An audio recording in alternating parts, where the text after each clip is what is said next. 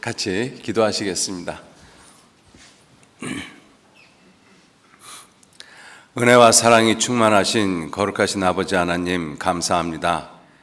하나님의 귀하신 은혜와 능력과 사랑으로 저희들 구원해 주시고, 지금 이 시간까지 주님의 거룩하신 몸된 교회 안에서 주님을 섬기고 주님의 영광을 나타내는 귀한 삶을 살아갈 수 있도록 은혜 베풀어 주심에 진심으로 감사를 드립니다. 하루하루 살아가는 삶 속에서 주님께 받은 그 은혜와 사랑이 얼마나 큰 것인지 잊어버리지 않고 살아가는 삶이 될 수 있도록 항상 일깨워 주시고 인도해 주옵소서. 여호와께서 내게 주신 모든 은혜를 무엇으로 보답할꼬 하는 이 귀한 마음 잊어버리지 않고 살아갈 수 있도록 늘 도와주시고 인도해 주옵소서. 세상은 여러 가지의 모습으로 어두워지고 어지러워져 가고 있습니다. 이러한 세상에서 구원함을 받은 우리 그리스도인들이 어떠한 생각, 어떠한 삶의 자세를 가지고 살아가야 할 것인지 더욱 분명하게 교훈해 주시고, 세상 헛된 것들, 의미 없는 것들, 또 죄악된 것들 가운데 마음과 생각 빼앗기지 아니하도록 늘 붙잡아 주시고 인도해 주옵소서. 이제 2024년 한 해도 저물어 가고 있습니다. 이 한 해 동안 우리가 주님을 어떻게 섬겨왔고, 주님의 복음을 어떻게 증거하고, 또 주님의 영광을 어떻게 나타내는 귀한 삶을 살아왔는지 말씀을 통해서 뒤돌아볼 수 있는 귀한 시간 허락해 주옵소서. 한 해 동안 주님을 기쁘시게 한 그 모든 일들 우리의 마음 가운데 더욱 분명하게 각인시켜 주셔서 주님 오시는 날까지 더욱 주님을 기쁘시게 하는 삶을 살아갈 수 있도록 늘 붙잡아 주시고 인도해 주옵소서. 혹 하나님 보시기에 부족하고 부끄러운 것들 있으면 주님, 올해가 가기 전에 주님 앞에서 온전히 회개하고 돌이키고 바른 모습으로 주님을 섬기며 주님을 기쁘시게 하는 그러한 모습으로 살아갈 수 있도록 도와주시고, 2025년에는 그러한 모습이 우리 모두에게 있지 아니하도록 더욱 붙잡아 주시고 인도해 주옵소서. 이번 한 주간에도 많은 지역에서 주님의 복음이 증거되고 있습니다. 주님의 복음이 증거되는 곳마다 주 성령님께서 함께 계시고, 또 말씀을 전하는 분에게 더욱 능력을 더해 주시고, 말씀을 듣는 이루어진 영혼들 그 발걸음도 주님 인도해 주시고 마음의 문을 열어주셔서 진리의 말씀을 듣고 구원 받을 수 있도록 주 성령님께서 친히 역사하시고 도와주시고 인도해 주옵소서. 이 시간도 온전히 주 성령님께만 의지하고 부탁합니다. 마치는 시간까지 은혜로 함께 하시고 도와주옵소서. 감사드리면서 우리를 사랑하시고 지켜주시는 예수님 이름으로 기도 올렸습니다. 아멘. 우리 요한 2서 신약성경 끝부분 찾으시면 되겠습니다. 요한 2서 1장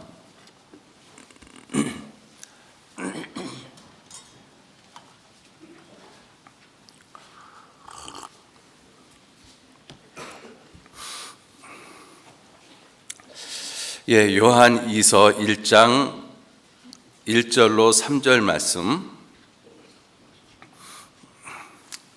1절로 3절 말씀, 세 절 말씀만 같이 읽겠습니다.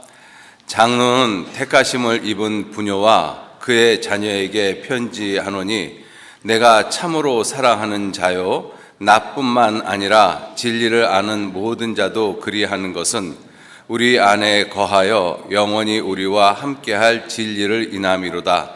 은혜와 공의와 평강이 하나님 아버지와 아들 예수 그리스도께로부터 진리와 사랑 가운데서 우리와 함께 있으리라.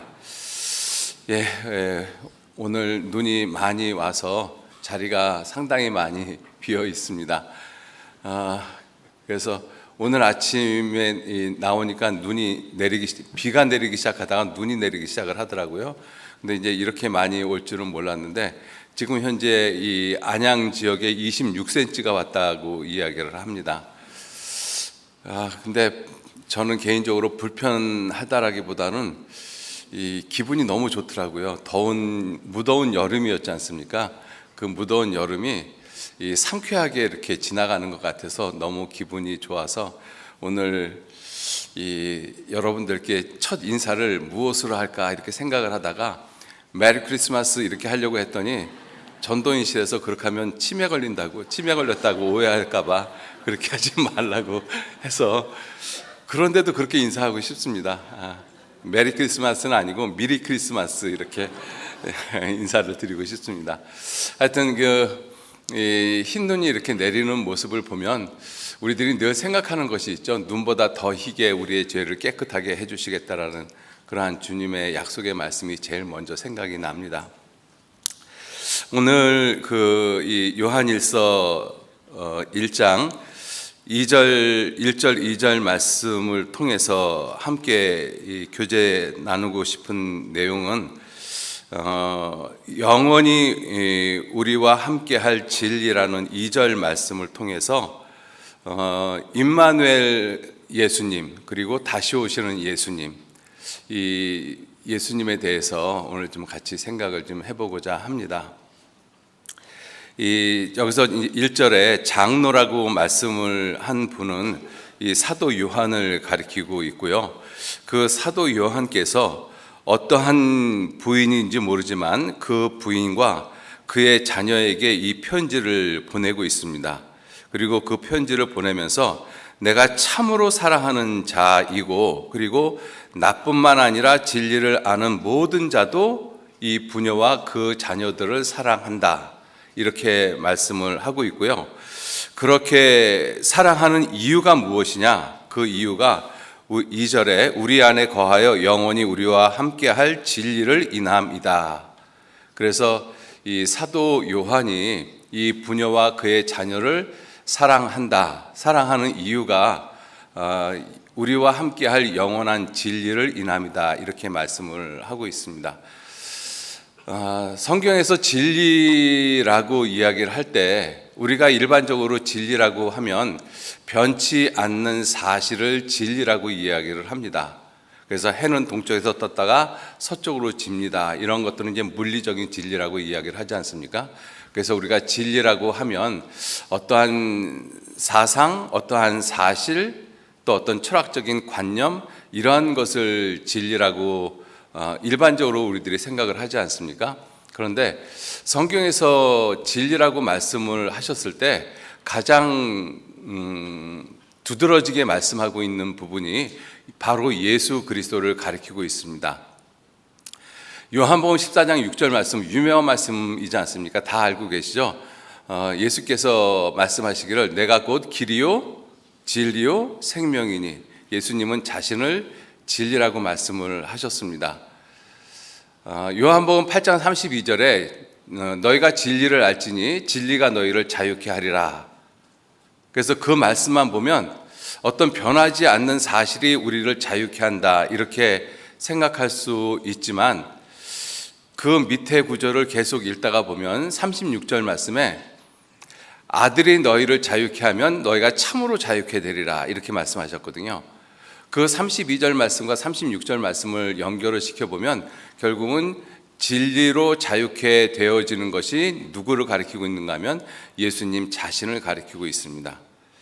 그래서 이 2절 말씀에서도 이 사도 요한께서 내가 너를 사랑하는 그 이유, 너와 네 자녀를 사랑하는 이유는 우리 안에 거하시는 진리, 그리고 영원히 우리와 함께할 진리, 이 두 가지 이유 때문이다라고 말씀을 하고 있습니다. 그런데 2절 말씀은 마치 한 문장 안에 그것을 다 포함하고 있죠.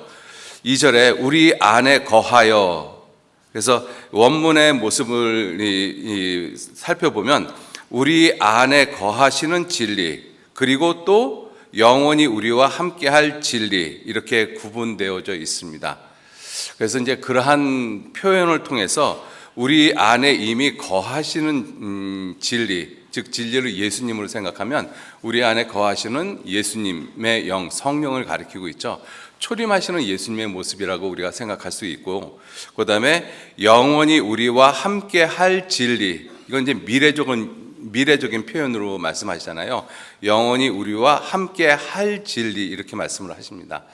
그래서 다시 오시는 예수님, 재림하시는 예수님 이러한 모습을 말씀을 하고 있어서 이 임마누엘의 예수님 그리고 다시 오시는 예수님 이 두 작은 주제를 가지고 오늘 좀 말씀을 드리고자 합니다. 이 성경 속에는 성경을 이렇게 부르고 있지 않습니까? 크게 성경을 구약, 신약 이렇게 나누고 있습니다. 그 약이라는 것이 약속이라는 뜻입니다. 그래서 구약은 옛 약속이고 신약은 새로운 약속이라는 의미인 것 우리가 이미 잘 알고 있습니다. 자, 그러면 그 약속이 무슨 약속인가 하는 것을 한번 생각해 보셔요. 하나님의 약속이거든요. 하나님은 성경을 통해서 수없이 많은 약속들을 하셨습니다.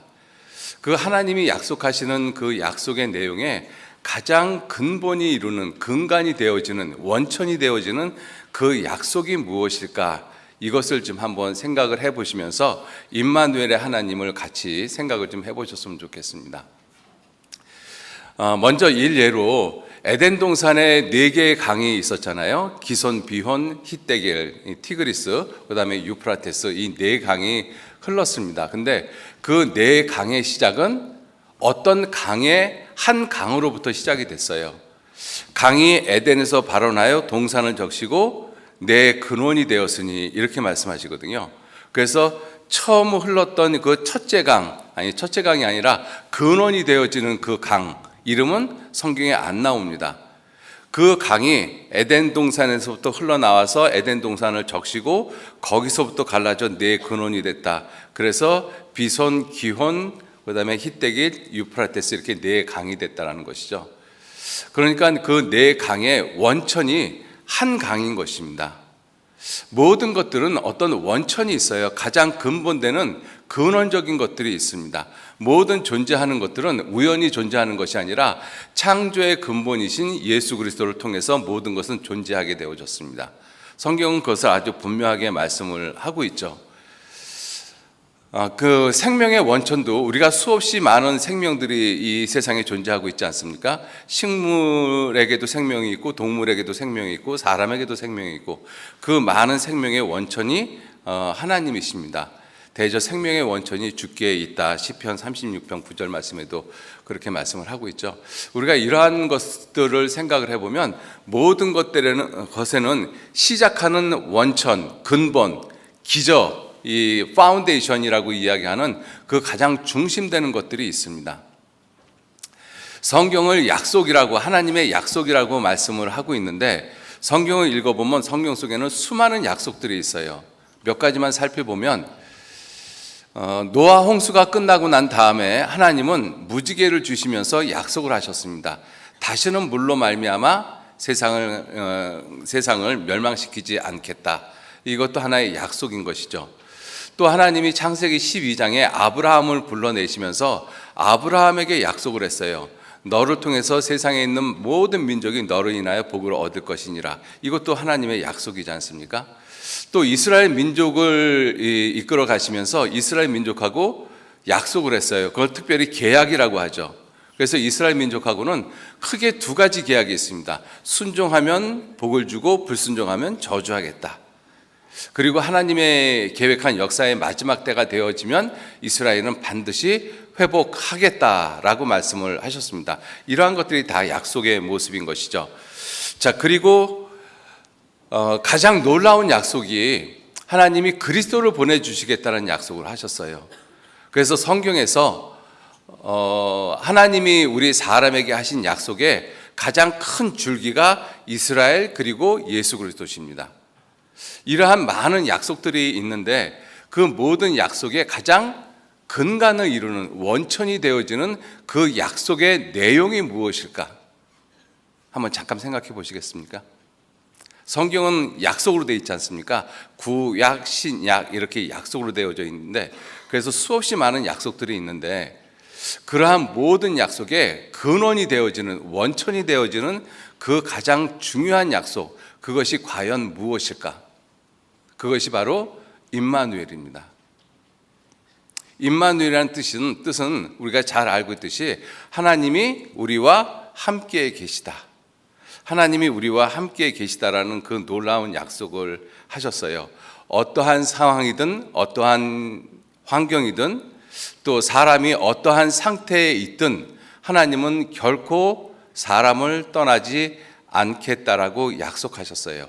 그 약속이 하나님이 하시는 모든 약속의 근원, 근간을 이루고 있습니다. 어떠한 모습이든지 결코 너를 떠나지 않겠다.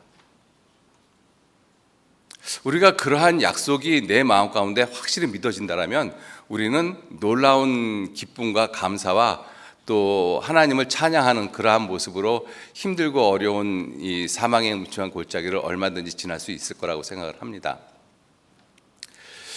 자, 하나님께서 왜 그와 같은 약속을 우리에게 하셨을까?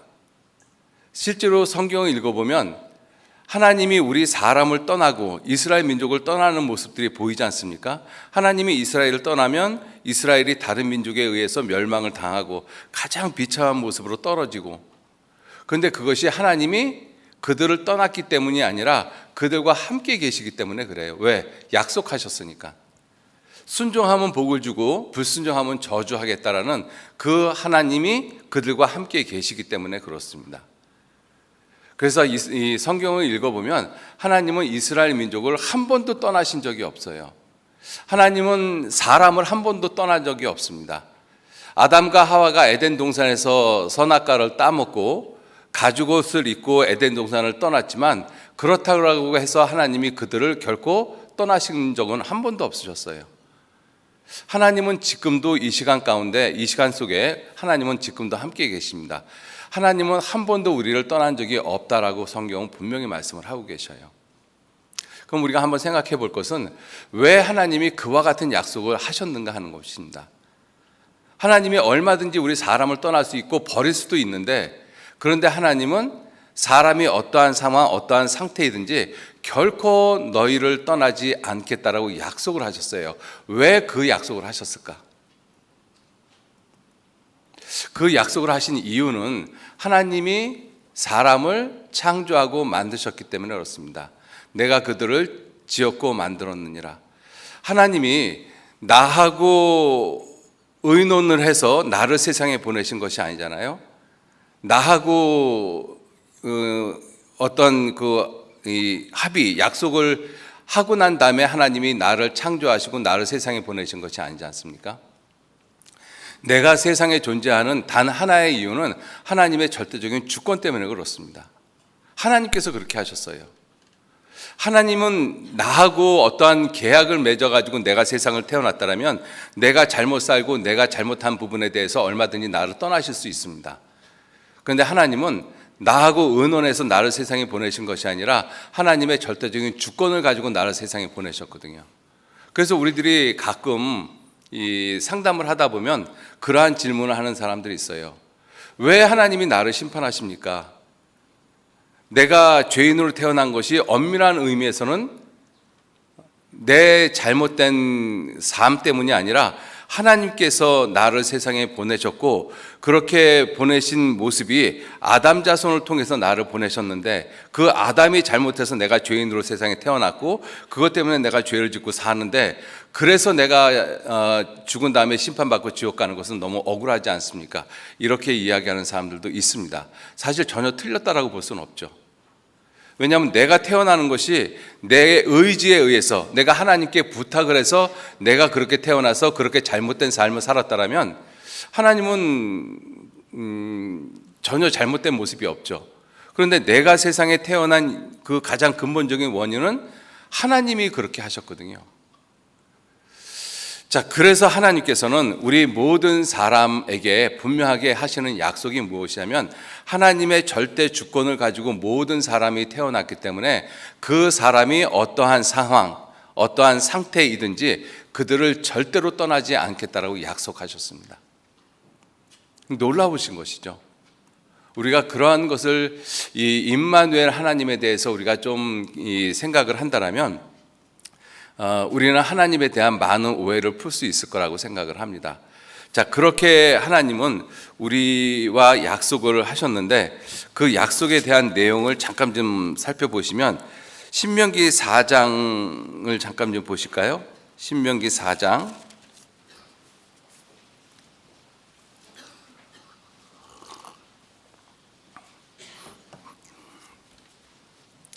이스라엘 민족이 하나님 앞에 잘못하면 하나님께서 그들을 진멸할 것이라는 그러한 말씀들을 하십니다. 26절 말씀서부터 제가 잠깐 읽겠습니다. 26절, 신명기 4장 26절.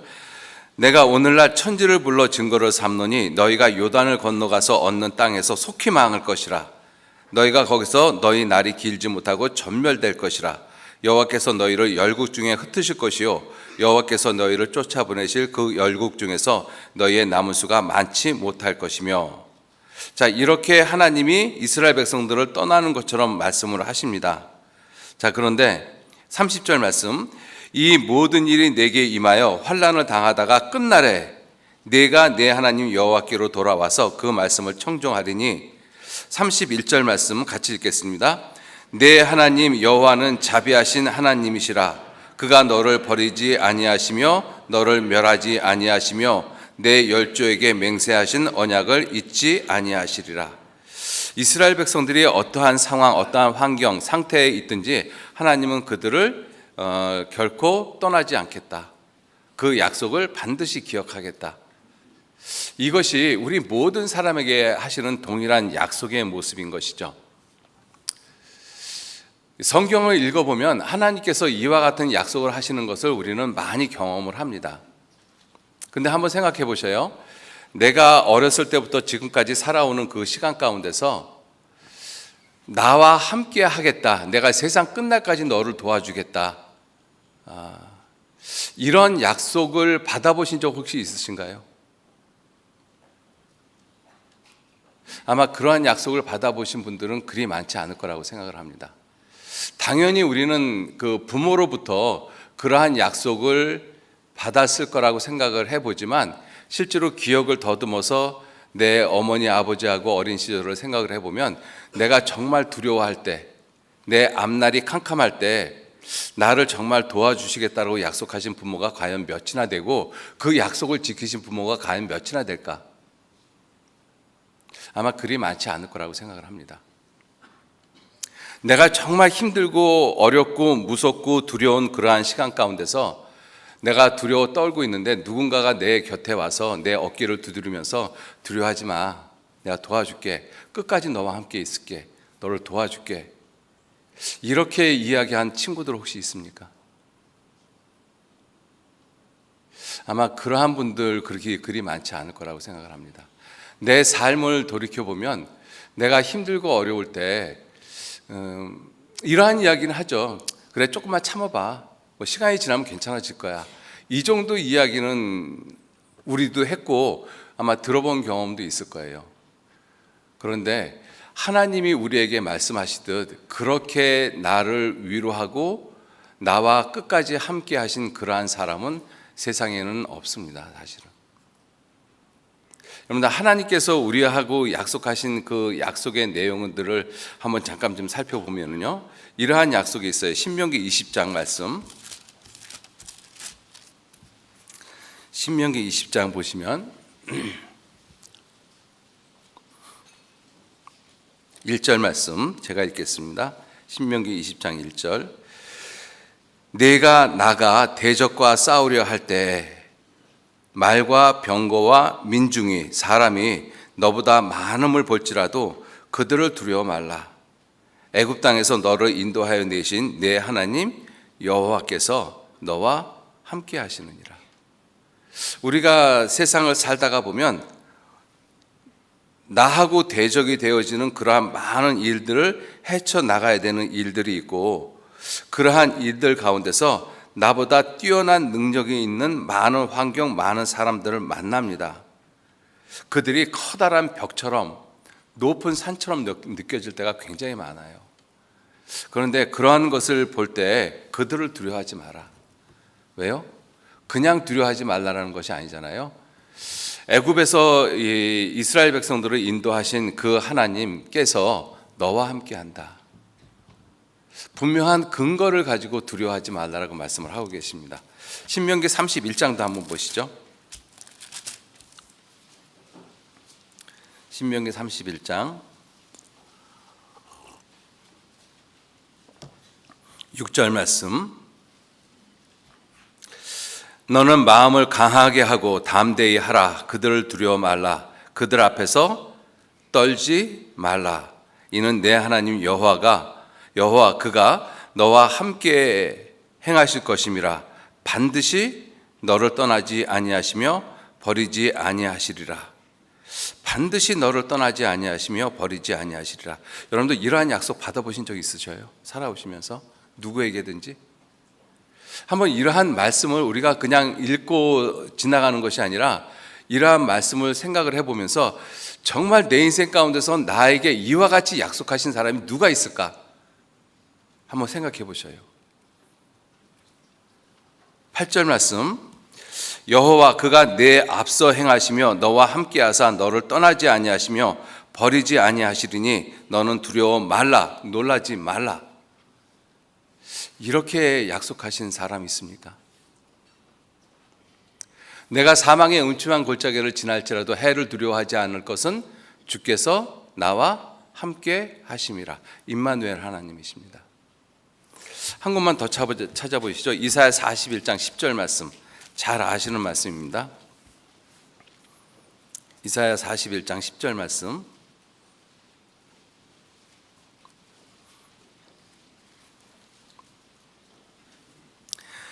찾으셨으면 같이 읽겠습니다.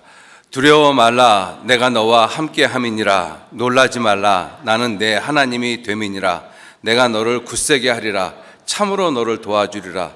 참으로 나의 의로운 오른손으로 너를 붙들리라.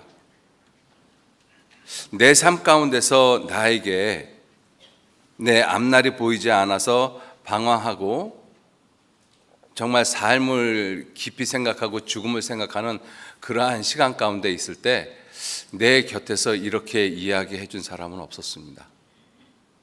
근데 놀랍게도 성경은 이와 같은 말씀을 거듭 많이 하고 있어요. 놀라지 말라. 두려워 말라. 내가 네 하나님이다. 너를 도와주겠다. 참으로 도와주겠다. 내 능력으로 내 오른손으로 너를 끝까지 붙들겠다. 결코 너를 떠나지 않겠다. 우리는 이러한 놀라운 하나님의 말씀을 들으면서 그것을 하나님이 내게 하셨다라고 생각을 안 하고 그냥 넘어가고 있어요. 그러니까 이러한 말씀을 읽어도 우리가 마음의 위로를 받지 못합니다. 그런데 하나님은 이 약속을 지금 나한테 하고 계시는 거예요.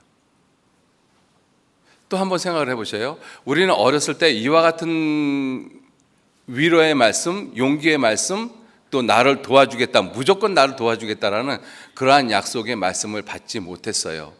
그런데 그렇게 받지 못하고 살아간 내가 내 아이를 키우면서 내 아이한테 이 약속을 못하고 있다는 것입니다.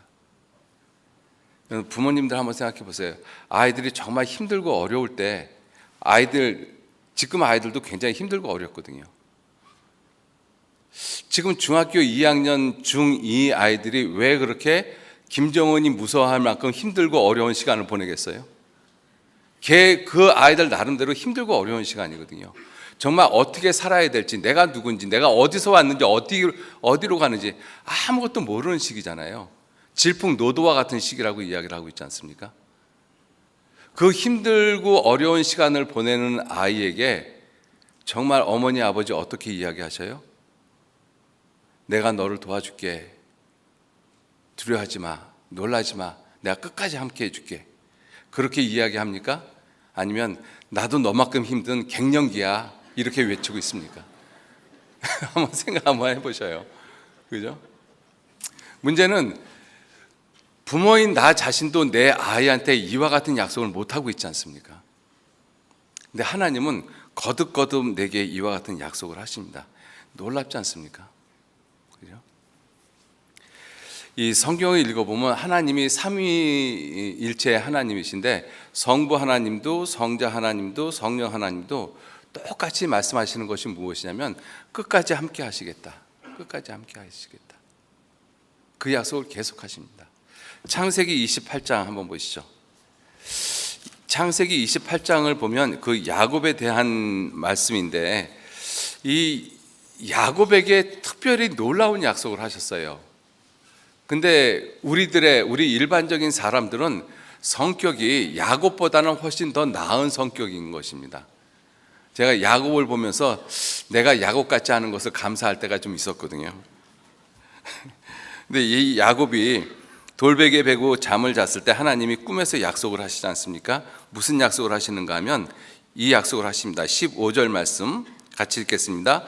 내가 너와 함께 있어 내가 어디로 가든지 너를 지키며 너를 이끌어 이 땅으로 돌아오게 할지라. 내가 네게 허락한 것을 다 이루기까지 너를 떠나지 아니하리라. 예, 하나님 아버지께서 야곱에게 하신 약속이잖아요. 성부 하나님의 약속인 것입니다. 성부 하나님의 근원적인 약속, 그 약속의 원천이 무엇이냐면 너를 결코 떠나지 않겠다. 임마누엘 하나님이시거든요. 여러분들, 예수님께서 이 땅에 오셨습니다. 하나님의 아들 예수님께서 이 땅에 오셨어요. 그 하나님의 아들 예수님께서 이 땅에 오셨을 때 마태복음 1장에 예수님의 탄생에 대해서 말씀하시기를 보라, 처녀가 잉태하여 아들을 낳을 것이요 그 이름을 임마누엘이라 하리라. 이게 이사야 7장 14절 말씀 그대로 인용하신 거잖아요. 임마누엘의 하나님, 말씀이 육신이 되신 하나님, 그 약속을 그대로 이루신 하나님, 그분이 바로 예수님이십니다. 그 예수님께서 부활하시고 승천하시면서 마태복음 28장 20절 말씀에 내가 세상 끝날까지 항상 너희와 함께 있겠다. 놀라운 약속을 하시잖아요. 아버지 하나님이 하신 약속하고 예수님이 하신 약속하고 똑같아요. 임마누엘의 하나님이십니다. 그리고 예수님께서 가신 이후에 성령께서 내려오셨어요. 요한복음 14장 한번 보시죠. 요한복음 14장.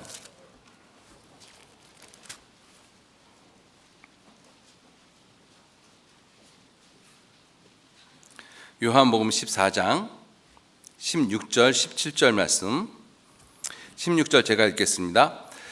내가 아버지께 구하겠으니 그가 또 다른 보혜사를 너에게 주사 영원토록 너희와 함께 있게 하시리니 저는 진리의 영이라. 세상은 능히 저를 받지 못하나니 이는 저를 보지도 못하고 알지도 못함이라. 같이 읽겠습니다.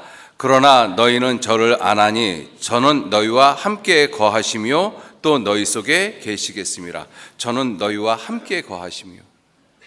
성부, 성자, 성령 하나님께서 공히 약속하시는 그 약속의 가장 근본된 내용이 무엇이냐면 함께 하시겠다. 임마누엘 하나님이십니다. 그 예수님, 임마누엘의 하나님이 예수님의 모습이잖아요. 예수님의 이름 중에 하나가 임마누엘입니다. 그 이름을 임마누엘이라 하리라. 그 임마누엘이라는 뜻이 하나님이 우리와 함께 계시다라는 뜻이잖아요. 그분이 예수님이시잖아요. 그런데 그 예수님의 삶을 들여다가 보면 정말 임마누엘의 모습이었었어요. 임마누엘이신 예수님이 살아가신 삶의 모습은 완전한 임마누엘의 모습이었습니다. 요한복음 8장 한번 보시죠. 요한복음 8장 29절 말씀. 그 임마누엘이었다라는 그 말씀의 의미가 무엇이냐면 요한복음 8장 29절 같이 읽겠습니다. 나를 보내신 이가 나와 함께 하시도다. 내가 항상 그의 기뻐하는 일을 행함으로 나를 혼자 두지 아니하셨느니라. 나를 보내신 이가 나와 함께 하시는도다. 내가 항상 그의 기뻐하는 일을 행함으로 나를 혼자 두지 않고 나와 항상 함께 계셨다. 이 뜻이잖아요. 이 말씀을 한마디로 이야기하면 임마누엘입니다. 근데 예수님이 임마누엘이시잖아요. 그 임마누엘이신 예수님이 살아가신 삶이 임마누엘이에요. 하나님이 항상 그와 함께 계셨어요. 그러니까 예수님의 삶의 목적, 삶의 이유는 하나님이실 수밖에 없는 것입니다. 그래서 요한복음 6장 57절 말씀에 나를 보내신 아버지로 말미암아 내가 세상에 사는 것 같이 나를 먹는 그 사람도 나로 인하여 살리라. 예수님이 이 땅에서 사시는 삶의 이유가 무엇이었는가 하면 하나님 아버지, 자신을 보내신 하나님 아버지로 인해서 사셨어요. 자, 그래서 하나님이 기뻐하시는 일을 늘 하셨습니다. 그 결과가 무엇이냐면 하나님은 한 번도 예수님을 떠난 적이 없어요. 임마누엘의 모습이었던 것입니다. 자, 그러한 모습으로 이 삼위의 하나님께서 또 예수 그리스도께서 이 세상을 살다 가셨어요. 그러한 모습을 본받는 사람들이 성경을 보면 믿음의 선진들의 모습이 그러한 모습이잖아요. 대표적으로 요셉이 그랬고, 다윗이 그랬고, 다니엘이 그랬고, 다니엘의 세 친구가 그랬고, 에스더가 그랬고, 룻이 그랬고, 그들의 삶 가운데 늘 하나님이 함께 계셨습니다. 그런데 사실은 그들의 삶 속에서만 하나님이 함께 계신 것이 아니라 지금 우리들의 삶 가운데서도 하나님은 항상 함께 계셔요. 여러분, 특히 다윗의 생애를 한번 보셔요. 다윗의 생애를 보면 다윗은 하나님 마음에 합한 사람이라고 말씀을 하셨고, 또 그가 우리아의 일 외에는 나에게 범죄한 일이 없습니다, 이렇게까지 표현을 하고 계시잖아요. 근데 우리아의 일이 무엇이냐면 우리아의 아내 밧세바를 갖다가 범하고 우리아를 죽인 죄지 않습니까? 그때 하나님이 다윗을 떠났습니까? 안 떠나셨습니다. 이스라엘이 하나님 앞에 불순종했을 때 하나님이 이스라엘 떠났습니까? 안 떠났습니다. 무슨 말이냐면 다윗이 그와 같은 죄를 짓고 끔찍한 이 징계를 받았습니다. 그렇게 다윗이 그 죄를 짓고 그렇게 고민을 하고 고통을 하고 그 아들을 살려달라고 왕궁 바닥에 엎드려서 하나님한테 간구했잖아요. 그렇게 심한 심적인 고통을 느끼는 이유가 무엇이었는가 하면 다윗이 하나님과 함께 계셨기 때문에 그래요. 이스라엘 백성들이 하나님 앞에 불순종했을 때 하나님은 이스라엘 백성들은 전 세계에 뿔뿔이 흩어버렸습니다. 누가 흩어버리셨어요? 하나님이 흩어버리셨어요. 왜? 하나님이 그들과 함께 계셨으니까. 역설 같지만 사실인 것입니다. 시편 119편 75절 말씀에 주께서 나를 괴롭게 하심은 주의 성실하심으로 말미암음이니이다. 내가 죄를 져서 하나님 앞에 괴롭고 심히 고통스러운 날들을 보내잖아요. 그 이유가 뭐예요? 하나님이 함께 계시기 때문에 그렇습니다. 축복을 받을 때만 하나님이 함께 계시는 것이 아니라 사실은 징계 가운데서도 함께 계셔요. 그래서 하나님은 우리를 한 번도 떠난 적이 없다는 것입니다. 우리의 삶 가운데서도 하나님은 한 번도 우리를 떠나신 적이 없어요. 따라서 우리의 삶 가운데서 내가 임마누엘의 하나님을 늘 생각하고 살아가는 것은 그것이 신앙적인 태도로서 가장 올바른 모습인 것입니다. 신앙이 성장한다, 믿음이 성장한다라는 그 사실은 임마누엘을 내 삶 가운데서 경험하고 임마누엘의 모습으로 내가 삶을 살아가는 거예요. 실제적으로. 그건 하나의 이론일 수가 없는 것이죠. 실제 내가 그 삶을 살아가야 돼요. 하나님과 함께하는 삶. 그러한 모습으로 하나님은 우리가 이 세상에 살기를 원하십니다. 그렇게 임마누엘의 삶, 임마누엘의 믿음으로 사는 삶의 결과가 무엇이냐면 마지막에 웃게 하시는 것입니다. 창세기 21장 6절에 보면 사라가 아브라함 100세 때 이삭을 낳았잖아요. 그리고 하는 말이 뭐예요? 하나님이 나로 웃게 하셨다. 그죠? 임마누엘의 삶의 끝은 하나님이 나를 웃게 하십니다. 어느 이 표에 보니까 최후에 웃는 자가 최후의 승리자다라는 그런 말이 있더라고요. 하나님은 결국에는 나를 웃게 만드시거든요. 내가 세상에서 아무리 힘들고 아무리 어려운 일을 겪는다 할지라도 천국에 가면 울면서 우리가 하나님 만나는 것이 아니라 기쁨으로 만납니다. 웃으면서 하나님 만나실 거 아니에요. 그죠? 결국은 나를 웃게 하십니다. 우린 천국문에 들어갈 때 주님을 바라보면서 활짝 웃으면서 들어갈 거예요. 틀림없이. 그죠? 또 임마누엘의 삶은 끝을 보게 하는 것입니다. 끝을. 하나님이 함께 하시지 않는 삶은 끝을 보지 못해요. 끝이 너무나 막연한 것이죠. 세상 사람들은 그 끝을 보지 못하기 때문에 힘들고 어려울 수밖에 없습니다. 임마누엘의 삶은 궁극적으로 하나님의 성품, 신의 성품에 참여하는 그러한 모습으로 우리의 인격을 바꿔가셔요. 결국은 그 신의 성품에 참여하는 모습의 가장 놀라운 모습이 고린도전서 13장 4절로 7절 말씀입니다. 사랑은 오래 참고 모든 것을 견디며 모든 것을 바라며 모든 것을 믿으며 모든 것을 견디느니라. 참고 견디고 인내하는 그 모든 모습, 그게 하나님의 성품이거든요. 그 성품을 우리에게 갖게 하신다는 것이죠. 인내, 기다림을 우리에게 갖게 하시는 것입니다. 자, 그러한 그 임마누엘 하나님, 그 예수님으로 인해서 이 사도 요한께서 이 부녀에게 보내는 편지에서 내가 너를 사랑하고 내 자녀들을 사랑하는 이유가 무엇이냐? 내가 너를 사랑하고 내 자녀들을 사랑하고 내가 살아가는 삶의 이유가 무엇이냐? 가장 근본된 이유는 임마누엘의 하나님, 하나님이 나와 함께 계신다라는 그 믿음 때문이다라고 말씀하신 거예요. 자, 두 번째, 요한 2서 다시 한번 보시죠. 요한 2서에 보시면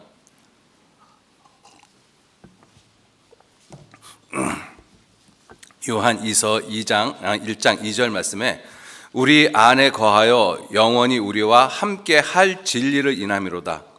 우리 안에 거하시는 분은 예수 그리스도의 영 성령 하나님이시고, 그래서 예수님께서 임마누엘 하나님으로 이 땅에 오셔서 구원을 이루시고 그 사실을 믿는 사람들에게 성령 하나님이 우리 안에 거하십니다. 그래서 갈라디아서 2장 20절 말씀에 내가 그리스도와 함께 십자가에 못 박혔나니 그런즉 이제는 내가 산 것이 아니요 오직 내 안에 그리스도께서 사신 것이라.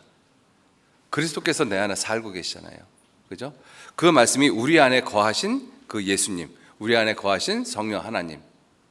자, 그 초림하시는 예수님으로 인해서 우리가 사는 삶의 목적이 무엇인지 알았어요. 자, 그러한 모습이 되어진 사람을 가리켜서 하나님의 자녀, 빛의 자녀, 구원받은 그리스도인이라고 이야기를 합니다. 그 구원받은 그리스도인들이 이 세상에 살아가는데 늘 평안하고 늘 즐겁고 늘 행복한 날만 있는 것이 아니라 오히려 그 반대의 경우가 훨씬 더 많이 있습니다. 사랑하지 못할 사람은 사랑해야 되고 살아갈 수 없는 시간에도 살아가야 되는 그러한 시간들이 훨씬 많이 있는 것이죠. 사랑할 수 없는 사람을 사랑해야 되고 살기 힘들고 어려운 시간에도 내가 살아야 되는 이유가 무엇이냐면 영원히 우리와 함께 할 진리, 영원히 우리와 함께 할 예수 그리스도, 다시 오시는 예수 그리스도, 재림하시는 예수 그리스도 때문에 그렇습니다. 구원받은 그리스도인에게 정말 중요한 것이 예수 그리스도의 재림이십니다. 주님 오시거든요. 주님 반드시 오십니다. 우리들이 지금 우리들의 마음 가운데 주님이 오신다라는 이 말들, 그러한 그 모습이 상당히 많이 퇴색되어져 있어요. 어떤 식으로 표현하는가 하면 언젠간 오시겠지 뭐. 언젠간 오시겠지. 그죠? 근데 초급함이 없다라는 것입니다. 조급함이 없어요. 왜? 기다림에 지쳤어요. 오실 거라고 생각하던 시간들이 1990년도, 2000년도 이렇게 쭉 시간이 지나오면서 이제 기다림에 지쳤습니다. 그죠? 그래서 이제 주님 오신다 그러면 뭐 오시지. 뭐 내가 주님 오시는 거 부인하진 않아. 근데 뭐 하여튼 오시겠지 뭐. 내가 죽기 전에는 오실까? 이런 식의 대화들을 하는 것을 많이 듣습니다. 저도 무신교례 그렇게 이야기할 때도 있었고요. 그러니까 그러한 제 자신을 보면서도 느끼는 것이 뭐냐면 우리가 예수님을 기다리는, 재림하시는 예수님을 기다리는 모습에 우리의 초급함이 없어졌다는 것입니다. 언젠가는 오시겠지. 그죠? 자, 우리가 이 구원받은 그리스도인으로서 이 세상에 살아가는데 힘들고 어려운 시간들이 정말 많이 지나갑니다. 사망의 음침한 골짜기 많이 지나갑니다. 그 사망의 음침한 골짜기를 가면서도 내가 그 사망의 음침한 골짜기를 끝까지 지나갈 수 있는 이유가 무엇이냐면 내가 능력이 있고 지혜가 있고 기회가 좋고 재수가 좋아서가 아니잖아요. 주님이 함께 하시기 때문에 그렇습니다. 임마누엘 하나님. 내가 지금 힘들고 어려운 이 시간 모든 것을 포기하고 모든 것을 놓고 싶지만 그래도 내가 가는 이유가 뭐예요? 재림하시는 예수님. 영원히 우리와 함께 할 그 예수님께서 오신다고 약속을 하셨습니다. 그 약속을 믿기 때문에 내가 사는 거예요. 그 약속을 믿기 때문에 내가 참고 견디는 거 아니겠습니까? 만약에 예수님 다시 오신다는 약속이 없다라고 한번 생각을 해보세요. 성경에 예수님께서 다시 오시겠다는 그 약속이 없다라고 생각 한번 해보세요. 여러분들 어떻게 사시겠습니까? 저는 못 살 것 같아요. 희망이 없잖아요. 예수님 때문에 모든 것을 참고 견디고 그렇게 살아가는데 그 예수님께서 다시 오신다는 약속이 없어요. 어떻게 살아가겠습니까? 구원받은 그리스도인으로서 세상을 살아가는 삶의 이유, 삶의 목적, 다시 오시는 예수님 때문에 그렇습니다. 재림하시는 예수님 때문에 그렇습니다. 우리는 그 예수님, 다시 오시는 그 예수님에 대한 그 생각, 그 믿음, 이걸 한번 정말로 다시 한번 생각해 보셔야 돼요. 여러분들 마태복음 24장 32절 말씀에 보면 무화과 나무의 비유를 배우라. 가지가 연하여지고 잎사귀를 내면 여름이 가까운 줄 아나니 이 모든 것이 되는 것을 보거든 곧 인자가 가까이 문 앞에 이른 줄 알라. 거기에서 이 모든 것, 무화과 나무를 우리는 이스라엘 민족의 역사라고 우리는 분명히 알고 있지 않습니까? 그런데 이 모든 것이 뭐냐면 이스라엘 민족의 역사 가운데서 이스라엘이 환난 당하다가 결국은 이스라엘이 회복되는 모습. 왜냐하면 이스라엘 회복의 모습이 하나님이 계획한 역사의 마지막이라고 성경은 분명하게 명시를 하고 계셔요. 이스라엘 민족의 회복이 하나님이 계획하신 인류 역사의 마지막인 것입니다. 너희가 천지의 기상은 분별할 줄 알면서 어찌하여 시대는 분별치 못하느냐. 그 시대가 어떠한 시대인지를 알 수 있는 가장 놀라운 이 지표가 이스라엘 민족이거든요. 그래서 이스라엘 민족의 역사를 우리가 자세히 배우고 있지 않습니까? 그 이스라엘 민족이 AD 70년에 완전히 멸망하고 전 세계에 뿔뿔이 흩어진 이후로 1900년 동안 가는 곳곳마다 죽임을 당하다가 1948년 5월 14일 날 독립을 했어요. 그때 많은 사람들, 성경을 아는 많은 성경학자들, 성경을 아는 사람들은 하나님의 예언이 성취됐다라고 이야기를 하고 있습니다. 일간지 신문에서도 그렇게 보도를 했잖아요. 유대 민족의 이스라엘 본토 귀환은 하나님의 예언의 성취이다. 일반 신문에서도 그렇게 이야기를 하지 않습니까? 그만큼 이스라엘 민족의 회복은 놀라운 사건이었어요. 1948년 5월 14일 날. 그래서 사람들이 곧 하나님이, 예수님이 다시 오실 거라고 생각을 했습니다. 근데 그때 가장 중요한 도시 예루살렘이 이스라엘 손에 들어가지 않았잖아요. 그런데 1967년 6월 5일 날 6.1 전쟁이 있었고 6월 7일 날 예루살렘이 이스라엘 손으로 들어갔습니다. 그때 또 한 번 많은 세상 사람들이 놀랐어요. 가장 중요한 도성 예루살렘이 이스라엘 손으로 들어갔다. 그때 많은 사람들이 그때부터 정말 주님 오실 날이 정말 가깝다 이구동성으로 이야기를 했습니다. 그런데 1967년 이후서부터 2017년까지 1967년에서 2017년까지 약 50년의 기간이죠. 50년의 기간 동안 예루살렘이 이스라엘 수도로 인정을 받지 못했습니다. 미국 대통령, 역대 대통령들이 공약으로 내세운 것 중에 하나가 무엇이냐면 내가 대통령이 되면 예루살렘을 이스라엘 수도로 인정하겠습니다. 이 공약을 세웠거든요. 그 공약을 지킨 사람이 2017년까지 한 사람도 없었어요. 그런데 그 공약을 누가 지켰는가 하면 트럼프가 지켰습니다. 2017년 자기가 대통령 된 임기 1년 차 12월 6일 날 이 예루살렘을 이스라엘 수도로 인정을 했습니다. 이 모든 것이 되는 것을 보거든 인자가 가까이 곧 문 앞에 이른 줄 알라. 여러분들 이 세 사건만 살펴보면 이스라엘 민족이 회복이 됐잖아요. 예루살렘이 이스라엘 손으로 들어갔습니다. 그리고 예루살렘이 이스라엘 수도로 인정이 되어졌어요. 아무 연관이 없다라고 생각하십니까? 그런데 그렇게 했던 트럼프가 또 대통령이 됐어요. 이 양반이 무슨 일을 어떻게 할지는 모르겠습니다. 우리가 좀 생각을 이제는 좀 해보셔야 돼요. 이 모든 것이 되는 것을 보거든 인자가 가까이 곧 문 앞에 이른 줄 알라. 그죠? 우리가 그리스도를 기다리는 그 기다림 때문에 우리가 삽니다. 그리스도인들이 세상에 사는 이유는. 지금 이 요한 이서에서 이 사도 요한도 내가 너를 사랑하고 부녀인 너를 사랑하고 내 자녀를 사랑하는 이유가 우리 안에 거하신 임마누엘 하나님, 그리고 영원히 우리와 함께할 진리이신 예수 그리스도 그분을 인함이라 이렇게 말씀하고 있는 거예요. 예수님 때문에, 다시 오시는 예수님 때문에 내가 너를 사랑한다. 예수님 때문에, 다시 오시는 예수님 때문에 우리 그리스도인들은 사는 것입니다.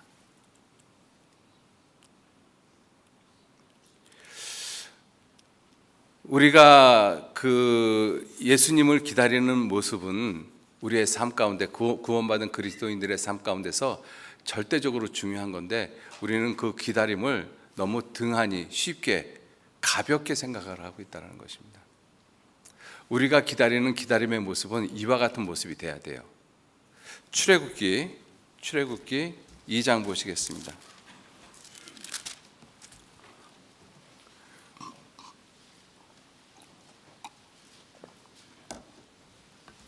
출애굽기 2장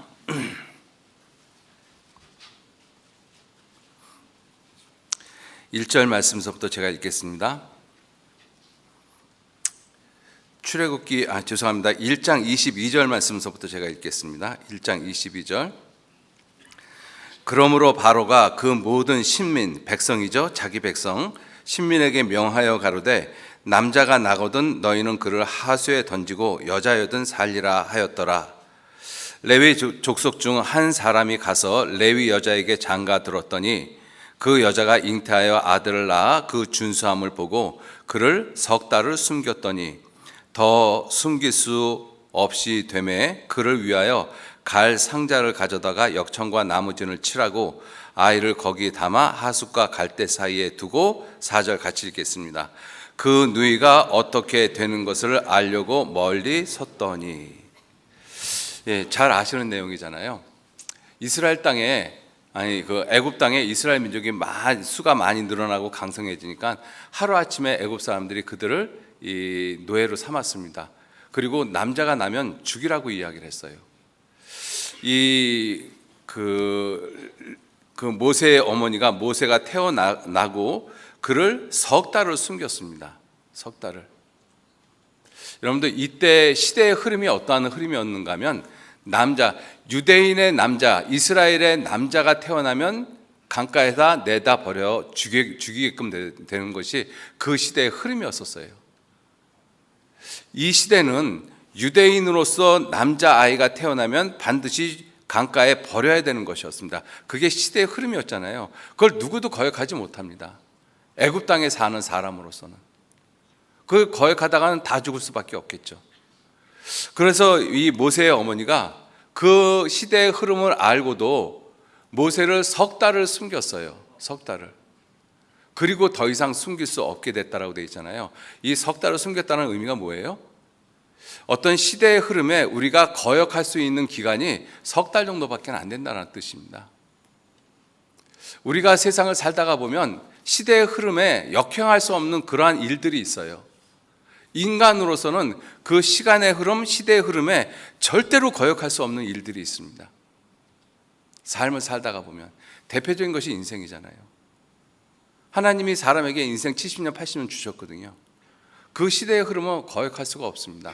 젊음이라는 것은 시간이 지나면 나를 떠나가게 돼 있어요. 건강도 시간이 흐르면 나를 떠나가게 돼 있습니다. 부와 명예도 뜻하지 않는 일로 인해서 나를 떠나가게 돼 있어요. 사랑하는 사람도 나를 떠나갈 때가 있습니다. 이건 내가 거역할 수가 없는 거예요. 흐름입니다. 흐름. 어쩔 수가 없는 거예요. 그 흐름은 누구도 막지가 못해요.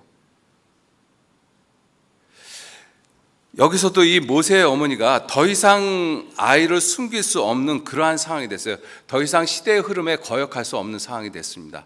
그래서 한 일이 뭐예요? 갈상자를 만들어다가 거기다가 물이 새지 않도록 진을 칠하고 그 다음에 아이를 거기다 두고 그리고 하숫가에다가 띄워 보냈어요. 그게 할 수 있는 최선의 길인 것입니다.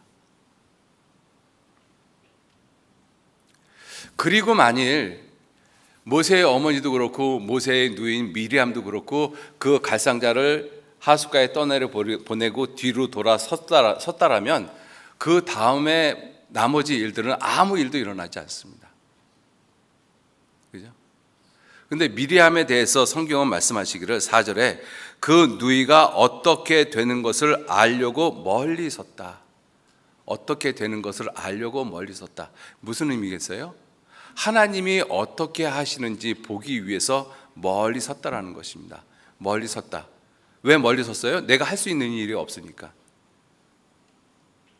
멀리 섰다는 의미가 그거잖아요. 더 이상 내가 할 일이 없는 거예요. 그 시대의 흐름에 이 아이를 갈상자에 집어넣고 하숫가에 떠내려 보내는 일 외에는 더 이상 할 것이 없어요. 그래서 멀리 섰던 것이죠. 우리 인생 가운데서 그런 일 많습니다. 죽어가는 아이를 보는 어머니는 뭐 할 수 있어요? 할 수 있는 것이 아무것도 없잖아요. 죽어가는 아이의 모습을 바라보는 일밖에 못 하잖아요. 그래서 멀리 섰을 수밖에 없는 것입니다. 이스라엘 백성들이 출애굽할 때 출애굽기 14장 13절에 보면 이스라엘 백성들이 모세에게 우리가 이제 여기서 다 죽었다라고 이야기를 하지 않습니까? 그때 하나님이 모세를 통해서 하시는 말씀이 너희는 가만히 서서 여호와께서 오늘날 너희를 위해서 행하시는 구원을 보라라고 말씀하셨어요. 멀리 서 있다라는 것, 그것은 무엇을 의미하는 것이냐면 하나님이 하시는 일을 끝까지 보겠다라는 것입니다. 내가 할 수 있는 일은 아무것도 없지만 갈상자를 만들어 놓고 그 갈상자가 이 하숫가에 떠내려가는 모습을 멀리서만 볼 수밖에 없는 거예요. 그것이 인간이 할 수 있는 최선의 일밖에 없는 것입니다. 더 이상 뭘 하겠어요, 그 상태에서. 그런데 그 모습을 하나님이 원하고 계셔요. 그렇게 기다리기를 원하고 계십니다. 그 갈상자를 하숫가에 떠내려 보내고 뒤로 돌아서서 눈물 흘리면서 집으로 가는 것을 원치 않으셔요. 그 갈상자가 어떻게 되는 것을 끝까지 지켜보기를 원하고 계십니다. 그 결과가 뭐예요? 미리암이 바로의 공주가 목욕하러 나오는 것을 봤고, 그 바로의 공주가 그 갈상자를 취하는 것을 봤고, 갈상자를 열어보니까 아이가 우는 모습을 보고 그 공주가 마음이 아파하는 모습을 보고, 그리고 그 공주한테 뛰어갔잖아요. 내가 당신을 위해서 이 아이의 젖을 먹이는 유모를 갖다 불러오리까? 그러니까 그래 가서 불러와라. 그래서 그 미리암이 돈을 주고 자기 아이를 기르는 놀라운 일을 보잖아요. 만약에 미리암이 그 갈상자를 이 하수에 떠내보내고 울면서 집으로 돌아갔다면 그 이후의 일은 아무것도 일어나지 않았습니다. 여기서 우리가 교훈받을 것이 무엇이냐면 포기하고 맡기는 것하고 비슷한 것 같지만 달라요. 포기하는 것은 이와 같은 상황에서 그 누이가 어떻게 되는 것을 알려고 생각지도 않고 눈물 흘리면서 집으로 돌아가는 모습이 포기하는 거예요. 더 이상 끝이다. 이제 할 것 아무것도 없잖아. 뭘 할 수 있겠어? 그러면서 이제 고개 푹 숙이고 집으로 돌아가는 모습, 그게 포기인 것입니다. 근데 맡기는 것은 뭐예요? 그 결국을 어떻게 되려고, 어떻게 되는지, 그 누이가 어떻게 되는 것을 알기 위해서 멀리서 보고 있는 것입니다. 내 시야에서 이 갈상자가 없어질 때까지, 사라질 때까지 보고 있는 거예요. 내 생각 속에서 그 갈상자가 없어질 때까지, 지워질 때까지 보고 있는 거잖아요. 내 마음에서 그 갈상자가 사라질 때까지 지켜보고 있는 것입니다. 내 인생 가운데서 그 갈상자가 지워질 때까지 보고 있는 거예요. 그게 멀리 보고 있는 것입니다. 그게 맡기는 거거든요. 우리는 맡기는 삶을 살았습니까? 포기하는 삶을 살았습니까? 대부분은 포기하는 삶을 살았어요. 왜? 할 게 아무것도 없잖아요. 갈상자를 띄워보내고 난 다음에 나로서는 할 게 아무것도 없어요. 그 순간에 우리는 어떻게 해요? 고개를 떨구고 눈물 흘리면서 뒤돌아갑니다.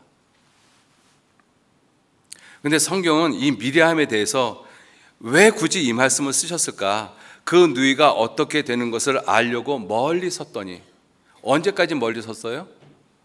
바로의 공주가 하숫가에 나오는 걸 볼 때까지, 그 공주가 갈상자를 취하는 것을 볼 때까지, 그 끝까지 결국을 봤잖아요. 우리가 주님을 기다리는 마음도 이와 같은 마음을 가지고 기다리셔야 돼요. 포기하는 마음이 아니라 진정 맡기는 마음. 내가 아무것도 할 수는 없지만 정말 하나님을 의지하고 하나님께 모든 것을 맡기는, 그것이 임마누엘의 하나님을 기다리는 마음인 것입니다. 다시 오시는 예수님. 예수님 반드시 다시 오셔요. 반드시 오십니다. 고린도전서 16장 보시겠습니다.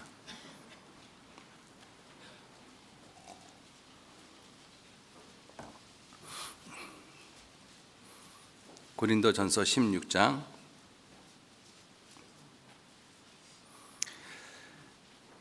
22절 말씀 같이 읽겠습니다. 만일 누구든지 주를 사랑하지 아니하거든 저주를 받을지어다. 주께서 임하시느니라. 주께서 임하시느니라. 마라나타. 그죠? 주께서 임하시느니라. 마라나타. 여러분들 오늘 이 설교 끝나고 집으로 돌아가시는 길에 이 차 타고 가시면서 마라나타 한번 꼭 들어보셔요. 두 가지 노래 한번 꼭 들어보셔요. 하나는 요게벳의 노래, 하나는 마라나타. 그거 들으시면서 이 집으로 돌아가시면 자동차 사고 안 날 것 같아요. 그래서 이 정말 주님 오시는 그 모습을 내가 어떤 모습으로 기다리고 있는지 요한계시록 이 제일 끝에 22장 21절 말씀에 이렇게 되어 있잖아요. 제가 읽어드리겠습니다. 이것들을 증거하신 이가 가라사대 내가 진실로 속히 오리라 하시거늘 아멘. 주 예수여 오시옵소서. 주 예수의 은혜가 모든 사람에게 있을지어다. 아멘. 그죠? 아멘. 주 예수여 오시옵소서. 여러분들 예수님 반드시 오시거든요. 내가 모든 것을 주님 앞에 온전히 맡기면서 기다리고 있는지 아니면 포기하면서 주님을 기다리고 있는지 내 삶을 한번 좀 뒤돌아보시고 2025년 우리가 이제 12월서부터는 이제 이 새로운 회개년도가 시작되지 않습니까? 새로운 다짐, 새로운 각오를 가지고 내가 주님을 기다리는 그러한 삶을 살아야 되겠다라는 이 마음의 다짐과 각오, 작정을 하시는 그러한 나머지 한 달이 되셨으면 좋겠습니다. 같이 기도하시겠습니다. 하나님 귀한 은혜와 사랑에 진심으로 감사를 드립니다. 우리의 삶 가운데서 임마누엘 예수님이 어떠한 분이신지 깊이 생각할 수 있도록 도와주시고 내 삶 가운데서 임마누엘 하나님을 믿고 의지하는 삶이 무엇인지를 더욱 분명하게 가르쳐 주시고 보여주시기를 원합니다.